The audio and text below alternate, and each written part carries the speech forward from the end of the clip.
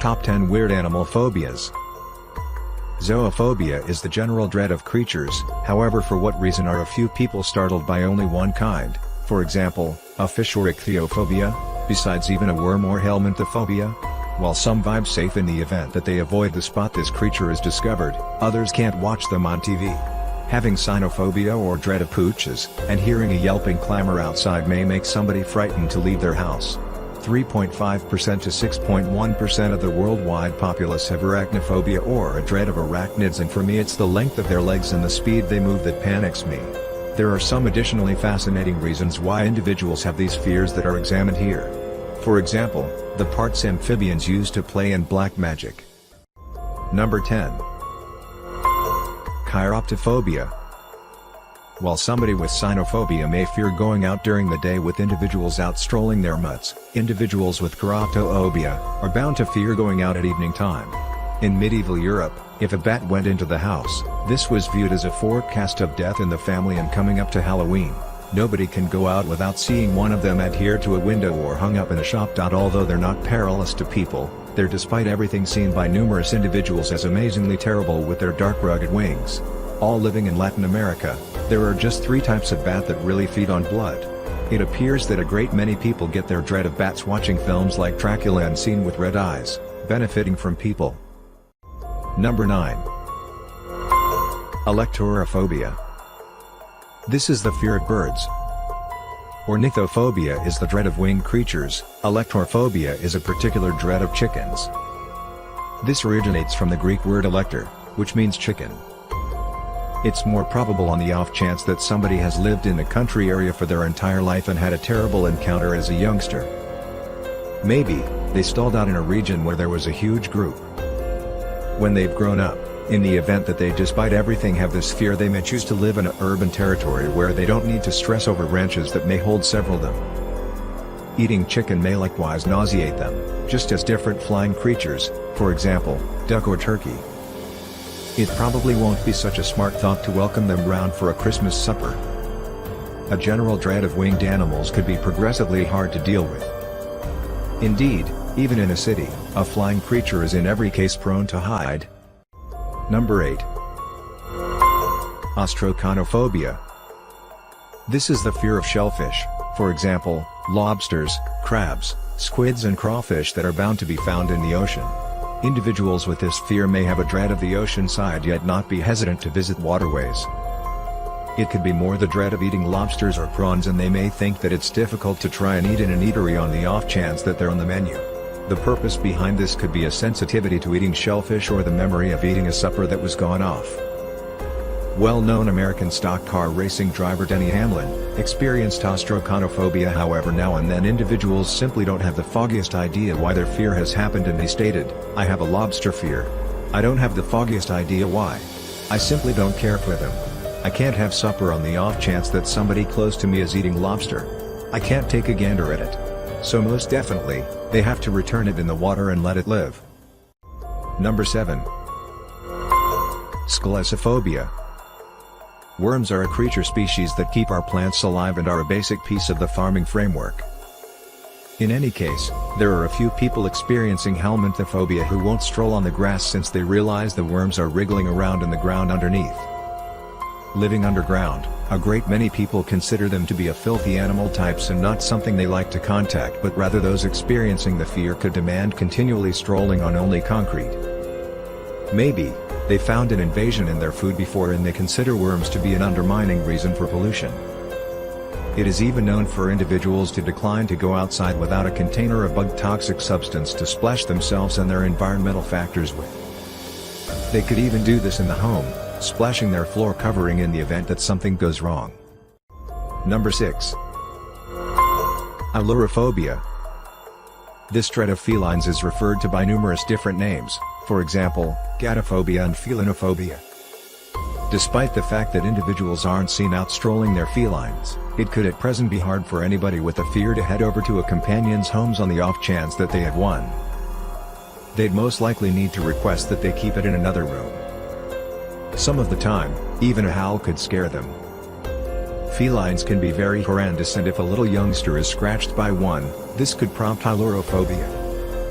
There are some renowned heroes, for example, Napoleon Bonaparte, Julius Caesar and Alexander the Great, who are accepted to have experienced this fear. In spite of the fact that student of history Catherine MacDonough states no record exists of Napoleon either loving or despising felines, she states in her book Ruling Cats and Dogs, A History of Pets at Court since the Renaissance that there is an old social fantasy that felines have an otherworldly capacity to identify overweening of tyrants.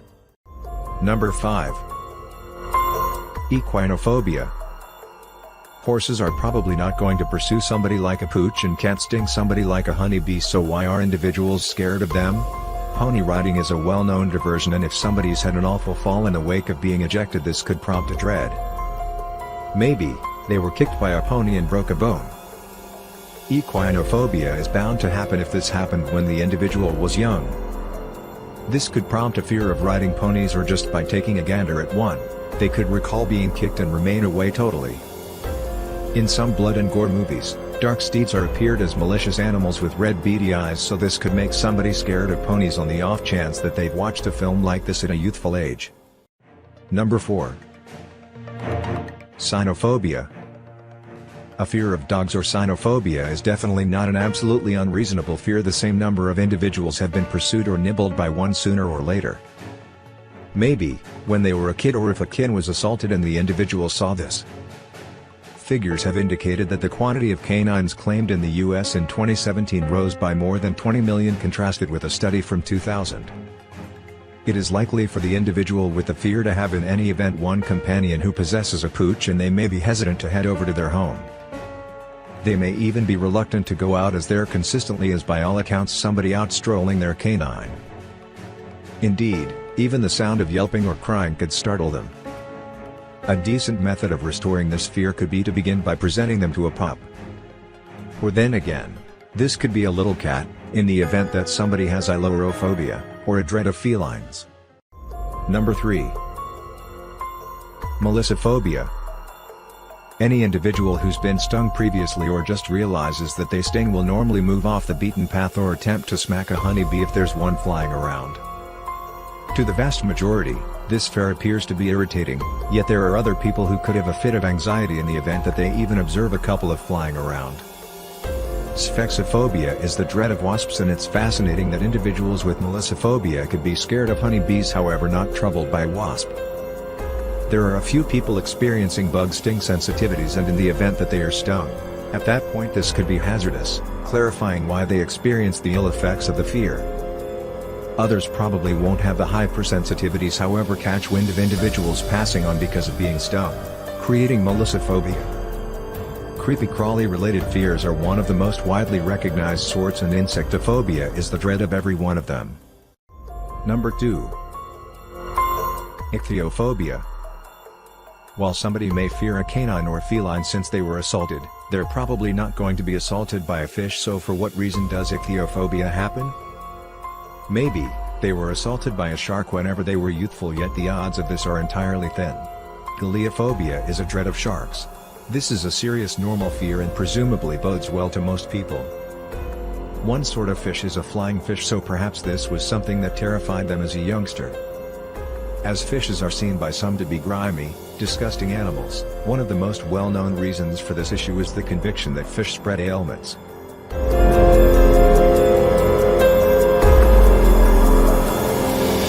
It could appear to be perilous to eat them or even travel to a water source where they may be swimming near.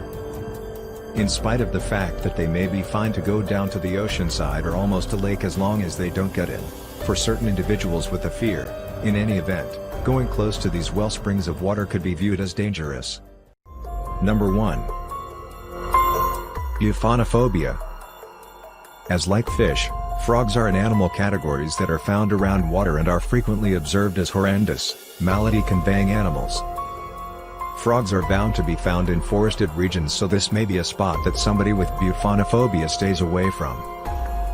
There are a few animal varieties that are noxious, so the individual may have found out about this. The monster frog can murder people and creatures with the harm it emits. There is likewise a relationship among amphibians and black magic, and this could be something that the individual with the fear has faith in. In some cases, frogs were made piece of a mixture as a type of toxic substance. There was even a conviction that witches could be perceived by a little imprint looking like an amphibian's foot. Today, these are very improbable purposes behind somebody to be scared of amphibians. Be that as it may, there are still a few people who keep on trusting it. Euphanophobia is a piece of the fear, but ichthyophobia, which is a progressively boundless, generally dread of creatures of land and water.